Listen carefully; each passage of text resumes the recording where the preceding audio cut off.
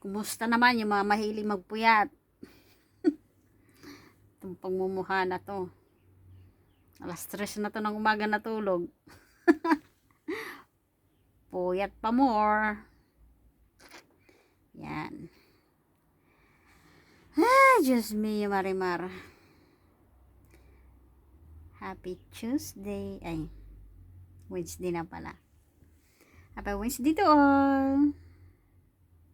Happy na ang Chinese New Year. Busy, busy.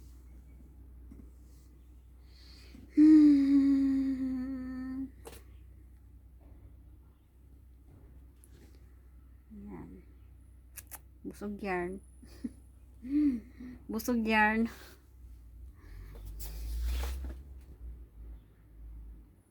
Sa totoo lang, inaantok ako. Stress na ako natulog kagabi. Pinagpuyatan talaga yung sa kakahuli ng fireworks sa popo. Ay, nako. Not good. Lalo na sa mga nagkakaedad na. Tapos nagpupuyat. Ay, nako, day. Not advisable, char.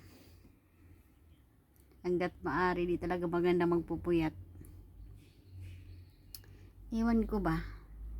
Kasi, kinahiligan ko magkape din. Kaya yun din siguro ang dahilan bakit di agad ako inaantok. Actually, kagabi, inaantok na ako. May tinatapos ako na ikulig yung sa treasure, sa pupo. Pupo pala guys, yun, apps yun. Baka sabihin nyo, anong pupo yan, binabanggit ko. Apps yun na, pwede kang mag-live, and then, magkaka-earn ka. And, totoong pera to guys talagang, pag masipag ka, sa loob lamang ng 1 linggo, may 500 pesos ka na. As long as may internet ka. Saan ka pa? Wala ka na ibang gagawin kundi is umupo lang sa crown set. Kung wala kang panghagis, upo ka lang. Kasi mayroong mga naglalaro na nagagambol ng mga generous. Kahit yung mga nakatambay, sinahagisan din nila. Pag naipon nyo yan guys, pag nag-crong ka ng 100,000 points, naku day, tumataginting na yan na 500 pesos.